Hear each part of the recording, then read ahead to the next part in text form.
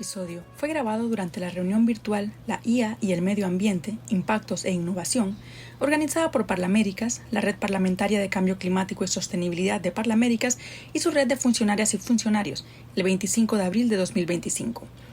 En esta presentación, la doctora Lina Zuluaga, vicepresidenta de la Red de Mujeres de las Américas de la Unión Internacional de Telecomunicaciones, UIT, y presidenta del Grupo Regional del SG5 del UITT para América Latina, analiza los impactos ambientales del ecosistema digital, incluyendo la contribución del sector tecnológico a las emisiones globales y el crecimiento acelerado de los residuos electrónicos, y cómo la regulación puede contribuir a garantizar la sostenibilidad en el uso de la inteligencia artificial. La doctora Zuluaga presenta oportunidades de mitigación a través de la IA y subraya el papel clave que juegan los parlamentos para impulsar la eficiencia energética, el ordenamiento de datos públicos, la minería legal supervisada y la planificación de estructura con criterios sostenibles. Asimismo, propone recomendaciones concretas como la adopción de estándares internacionales, el uso de metodologías como la privacidad diferencial y la interoperabilidad de los sistemas para garantizar transparencia, equidad e innovación inclusiva. Bueno, les voy a dar algunos datos que me parece valioso que los parlamentarios los tengan en la mente sobre el problema que estamos enfrentando, pero también sobre las oportunidades. En el mundo, esos residuos sólidos que nosotros botábamos a las canecas están creciendo a una tasa del 1% anual, pero los residuos eléctricos y electrónicos están creciendo al 5%. Entonces, eso nos lleva a una preocupación especial asociada al sector de las tecnologías de información y comunicación. Otros datos importantes para que ustedes tengan en la mente, las contribuciones de este sector del ICT a los gases de efecto invernadero globales es del 2% cada año. Hay 62 billones de kilogramos de e-waste también al año, pero hay una gran oportunidad, es que hay un 15% de esas emisiones globales que también podrían mitigarse. Y podrían mitigarse en especial con la agenda de inteligencia artificial. Entonces, los tres temas de foco importantes aquí para tenerlos, porque yo creo que los parlamentarios, digamos, son personas que deben ver los temas y los problemas sociales holísticamente y no abordarlos como muy puntualmente sin conocer que somos, pues, la humanidad y todo esto es sistémico, ¿no? Entonces, los principales temas que uno ve que hay que pararles bolas asociados a inteligencia artificial y a cambio climático tienen que ver, uno, con eficiencia energética, con la recolección de datos que sean relevantes para tomar decisiones basadas en datos asociados al clima y con los sistemas de alertas tempranas. Yo quería explicarles que la Unión Internacional de Telecomunicaciones es muy importante además para los parlamentarios que sepan esto, y es que lo que nosotros cuando tenemos estos grupos de trabajo y cuando expedimos recomendaciones se vuelven cuerpo constitucional para todos los países que son suscriptores de este tratado internacional, que es el ser parte de la Unión Internacional de Telecomunicaciones, que es la agencia más antigua, incluso antes de que existiera Naciones Unidas. Esta necesidad de usar el espectro radioeléctrico para las telecomunicaciones fue como ese interés de comunicarnos globalmente hizo que los países enteros nos sumáramos y nos agregáramos. Cuando se crea Naciones Unidas, se reconvierte esa agencia. Entonces, la UIT, para que ustedes lo tengan en la mente, trabaja en tres temas. Uno son los temas de radiocomunicaciones, en donde nosotros estudiamos los temas de las frecuencias que asignamos para radio, televisión, telecomunicaciones, las que nos permiten comunicarnos en el planeta, y eso lo debemos armonizar entre países. Dos, los estándares. Los estándares es otra de los temas de la UIT, y desarrollo. Estándares es el tema que aborda, que está tal vez más cercano al tema de los reguladores desde el Parlamento, pero también desde los órganos de regulación. Y yo presido el grupo de estudios que justamente estudia los temas de economía circular, cómo prevenimos obsolescencia programada, cómo recolectamos datos para prevenir todos estos temas de impacto de este sector. Entonces, esos estándares son importantes también por otra razón. Todos ustedes tienen un teléfono celular, por ejemplo, que les funciona, porque hay unas normas que han hecho posible que ese teléfono coja unas frecuencias del espectro que han estado asignadas, que han estado consensuadas entre los distintos países, y que ustedes ese aparato que tienen, pues les funcione y les opere. Pero ahora viene a entender que entonces, qué son esas acciones eficientes que en los parlamentos me gustaría invitarlos a que piensen, y en esto quiero ser como breve pero puntual, porque sé que hay demasiada información de la que podríamos hablar, pero quiero hablarles de tres temas. de los minerales críticos o las tierras raras, de la privacidad diferencial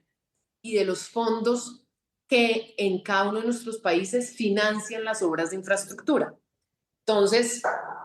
voy a empezar por los minerales críticos, que es cortico y que es muy concreto. ¿Cuál es ese impacto mayor que está generando este sector en biodiversidad y está asociado a esa minería, que justamente es la minería de la que salen los componentes que tienen los teléfonos celulares? Cada vez más las ciudades están trabajando en un tema de urban mining, y es que recolectemos esos teléfonos porque cada vez esos minerales son de más difícil acceso, sobre todo por el tema, por ejemplo, de las guerras. Ustedes ya vieron cómo Estados Unidos le pidió a Ucrania, deme sus tierras raras, yo se las exploto a cambio de lo que he estado entregándole de financiamiento militar para su defensa de la guerra con Rusia. Entonces, yo quiero hacerles un llamado súper especial porque es contraintuitivo, pero en Colombia hemos identificado que hay zonas de altísima conflictividad, y esa conflictividad está asociada a un tráfico de minería ilegal de estos materiales. Entonces es contraintuitivo porque uno pensaría que un activismo para salvar el medio ambiente implica, digamos, no hacer minería, no explotar, pero lo que está pasando es que minería que no se explota legalmente y que no tiene el respaldo de los congresos, de los gobiernos, de los reguladores, es una minería que termina siendo explotada por los ilegales. Y esa es la minería que más está destruyendo el medio ambiente y que además it is fueling the conflict.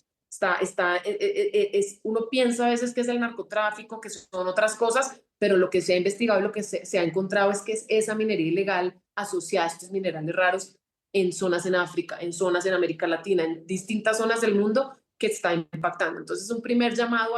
a una minería legal y a una minería que podamos supervisar, y a una minería que también nos dé los recursos para, en efecto, tener acceso en regiones del mundo que no tenemos igual desarrollo de este potencial de inteligencia artificial, que tengamos los activos que permiten construir esa cadena de hardware y de suministros que habilitan que igualemos la cancha en los temas de tecnología. El segundo tema es el de privacidad diferencial. Quiero que se aprendan ese nombre. Privacidad diferencial, un grupo de profesores de universidades encontraron este método estadístico matemático que le permite a los datos masivos poder ser usados preservando la confidencialidad de los datos. Para mí es súper importante que nuestros congresistas de todos los países del mundo entiendan un tema que ya les voy a explicar, cómo es la conexión con el gasto de energía de los data centers y de los consumos, y de lo que está pasando en los gobiernos por un poquito de falta de conocimiento, creo yo, pero que estamos cerrando esa brecha rápidamente y el evento está contribuyendo mucho a ello. Los estados, hay dos grandes proveedores de datos masivos que son los que están siendo consumidos por inteligencia artificial. Un grupo muy grande de los datos lo tienen los estados, son los datos que tiene la registraduría sobre nosotros, el sistema de salud, y esos datos tienen mucho valor, y tienen mucho valor si son posibles, es posible analizarlos. Esos datos, lo que tenemos que lograr es que el procesamiento de esos datos consuma la menor energía. Consumir la menor energía significa una cosa, y es, nosotros necesitamos que esos datos estén ordenados, estén centralizados, que las agencias del Estado logren generar un lugar compartido en donde no sea necesario gastar tantos servidores ni tanta nube para usar los mismos datos. Lo que está pasando en nuestros países es que por desconocimiento, pero también por falta de cooperación y seguramente muchas veces por falta de regulación que obligue a la armonización de los datos, lo que está pasando es que estamos pagando 2 y 3 veces y 10 veces depósitos, data centers, cloud computing, para guardar y procesar el mismo dato. Entonces les pongo un ejemplo: en Colombia los datos de salud están allá guardados y migran a otro lugar que es la unidad de gestión de parafiscales, que es como en donde se hace el procesamiento de cómo se paga la parafiscalidad, las cesantías, la salud, para la gente que tiene contratos informales, que no los paga el empleador. Entonces, esa base de datos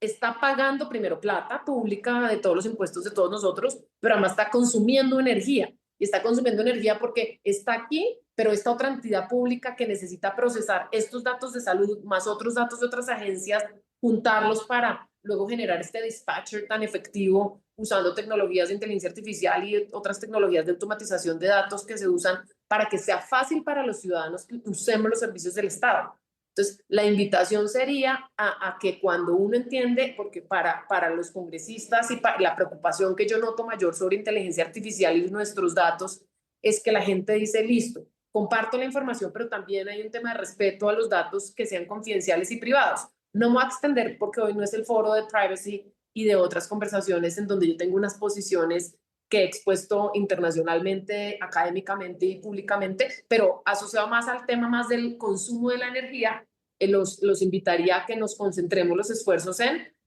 ahorrarnos plata. Estamos pagando acceso a información. El Centro Nacional de Consultoría de Colombia hizo unas investigaciones y unas encuestas y demuestra que cuando se pagan suscripciones a todas estas tecnologías y todas estas plataformas, la gente del Estado está usando menos del 30% de la capacidad de lo que compra. Entonces estamos haciendo un mal uso de los recursos públicos, pero además eso también genera unos consumos de energía innecesarios. Entonces,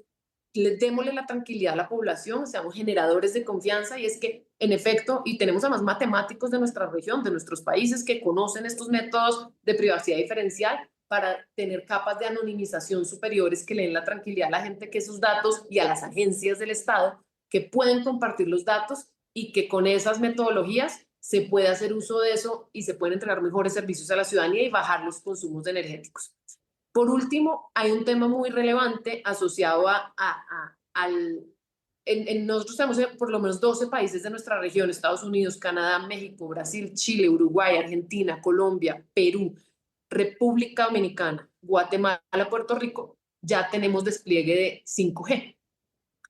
¿Qué significa ese despliegue de 5G? 5G es esta tecnología que le está habilitando de mejor manera a la inteligencia artificial ser más pervasive, ¿no? Estar en más lugares y que la podamos aprovechar mejor. Es decir, estas dos tecnologías, todos estos países, y que eso va a seguir pasando en el resto de la región,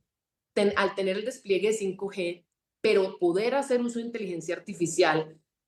muchos más lugares van a estar generando datos que nos van a permitir tomar mejores decisiones frente a cambio climático. Y entonces esta combinación de tecnologías es ganadora. ¿Qué veo yo que es el problema? Grandes inversiones. Hablaba ayer con Esvante del BID, en donde yo trabajé en Washington 7 años, hace ya 8 años. La financiación de proyectos de infraestructura, y ustedes, apreciados parlamentarios y congresistas y los equipos que están interesados en esto, nosotros estamos haciendo inversiones públicas con los recursos públicos, con la esperanza de que esa infraestructura, que es donde más se va la plata de los financiadores, de los fondos internacionales, pero además también de la banca pública, se va a estos desarrollos de infraestructuras para colegios, para vías, para ferrocarriles, la estamos diseñando obsoleta. La estamos diseñando porque hay una bridge, hay que construir un puente de conocimiento en los estudios de prefactibilidad para que cuando se estén diseñando estas infraestructuras tengan planeado eficiencia energética, tengan planeados la instalación de estos dispositivos que permiten capturar datos, las frecuencias de espectro, por ejemplo, para Internet de las Cosas. Tengo anécdotas, ¿no?, en América Latina de proyectos que se han financiado y nunca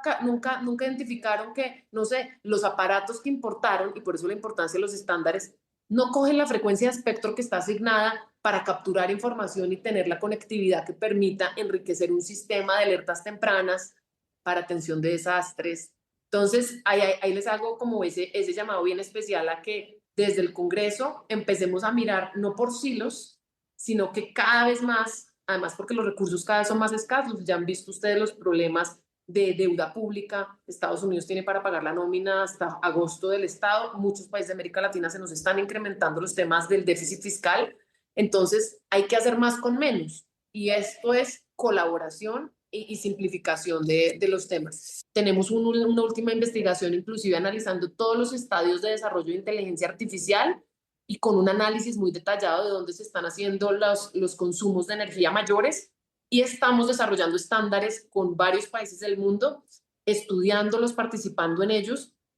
para que en efecto toda esa compra que se hace de estos data centers, de toda esa infraestructura que habilita inteligencia artificial, pero que además nos va a habilitar trabajar más eficientemente con lo que tenemos, tenga menos uso de energía. Y en la última Asamblea Mundial de Normalización, que fue en la India, todos los países del mundo nos pusimos de acuerdo y hay un proyecto que está en la resolución 73 en el que, el que fue un aporte de toda nuestra región, desde Estados Unidos hasta Chile, pasando por Uruguay, México, todos los que estamos acá reunidos, abogamos por unas aprobaciones que hemos hecho en las instancias de la OEA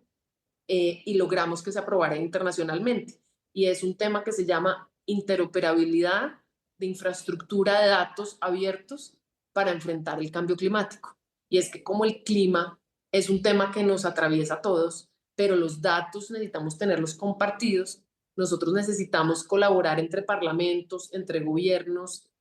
para que la infraestructura que tengamos nos permita compartir esos datos que nosotros tenemos. Hoy hay satélites de órbita baja que están haciendo una captura de datos por observación de la Tierra muy valiosos para entender cómo está aumentando el océano, cómo están cambiando los vientos, cómo podemos prevenir un montón de desastres naturales. Y hay una palabra con la que yo quiero dejarlos reflexionar, es la palabra interoperabilidad, que reflexionen mucho desde lo público, desde la regulación, que lo que uno tiene que estar todo el día es invitando a la interoperabilidad. Interoperabilidad es transparencia de información, es que la información fluye de un lado para otro y eso sirve para múltiples propósitos y nos va a generar desarrollo y nos va también a que otras empresas que llegan con desarrollos los hagan interoperables para nuestros pequeños emprendedores, porque acá no puede ser también recibiendo, porque la cadena de valor necesitamos que en este a toda velocidad nosotros igualemos la cancha para los emprendedores de nuestras regiones y la única manera concreta y práctica es obligar a la interoperabilidad de los sistemas, porque si los sistemas se hacen cerrados y es muy difícil interoperar con ellos, entonces un tema responsable para los parlamentarios es y la interoperabilidad para cualquiera que venga a operar en estos países y que monten a nuestros emprendedores y no nos pongamos ahora por regular con el miedo en el corazón a regular lo que ya es irregulable y entonces vamos a afectar a los nuevos, a los entrantes que son pequeños además y que son nuestros, que son economías locales y nacionales, a regularles y a ponerles tan difícil la entrada por regulaciones que hemos establecido muy altas, sin pensar que lo que necesitamos es a quién es que vamos a regular y por qué es que vamos a regular. No es regular para asustar a nadie, pero es también ser sensatos. Estamos desigualando la cancha y que necesitamos interoperabilidad y que todo el mundo pueda ser parte de esta. Yo hablaba de un tema que me parece que es bien importante y es incorporar en la prefactibilidad de la financiación de las obras de infraestructura en nuestros países, porque, digamos, como al final uno dice, bueno, el poder de un parlamentario o el poder de alguien que está en el Estado para que no se disperse, uno dice, bueno, análisis financiero, ¿dónde yo meto este esfuerzo? Así como jugando billar, ¿cuál es esa bola que hay que pegarle que le pega a muchas otras? Porque tú dices, ¿por dónde uno empieza? Y yo creería que es que esa financiación de esos proyectos no está incorporando variables ambientales. Uno sigue viendo infraestructura que no está haciendo aprovechamiento de las aguas lluvias. Y uno dice, pero ¿cómo es posible que nosotros no hayamos regulado ya mismo una cosa sencilla? Es todo un nuevo edificio de apartamentos, nueva obra de infraestructura, un nuevo colegio, cualquier cosa nueva tiene que estar aprovechando aguas lluvias porque pues es un recurso que ya estamos viendo, nosotros no podemos vaciar inodoros en América Latina con agua que es potable, cuando el agua es un recurso escasísimo y que cada vez va a seguir siendo más escaso porque, como digo, hay variables que no controlamos. Entonces, esa sería como la invitación a que trabajemos juntos.